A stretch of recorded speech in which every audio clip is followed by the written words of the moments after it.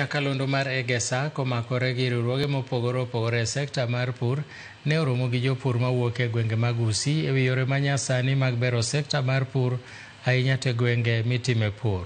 Chenrono notimore e alap ma Kenyenya ka en achiel kuom okenge mar Nyakalondo nochiwo puonj makende kod romo gi johera mage achiel kachiel e gwenge mag Gusii. Jodak mane nigi mor nomiyo puoch gi pak ne Nyakalondo mar Egesa FM kuom kelo ne jopur makono chenro makamano kendo yudo thuolo makende e twak gi jolendo mag Nyakalondo no. Nyakalondo mar Egesa en mano malendo gi dho eke Gusii wetu jinsi ya ufugaji na jinsi ya ukulima. So sana sana katika vipindi vyetu kama Egesa FM tumekuwa katika mstari wa mbele kuhimiza wakulima kutumia mbinu mpya za ukulima.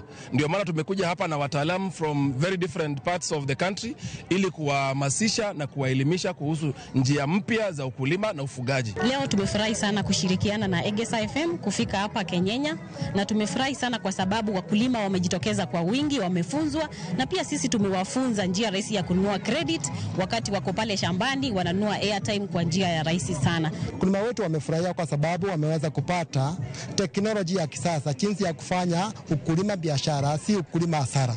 Na mashirika yote ambayo wameweza kushiriki siku ya leo tumewarudishia shukrani. Sasa tunaomba Egesa, asante sana kwa kufika hapa Kisii County, Kenyenya Sub County. Tunawaomba mkuje huko mpaka ya Wakisii. Kuna wengine wako na hiyo hamu ya kuwaona, lakini hapa Kenyenya hawakufika. Karibu huko Eramani, mtufundishe sana. Tunashukuru sana wale ambao ni wasikilizaji wetu wamekuja kwa wingi na pia kupata nafasi. Unajua Egesa tumekuwa katika utangazaji kwa miaka 19. Nimeona wamama wamekuja wa miaka kama 75.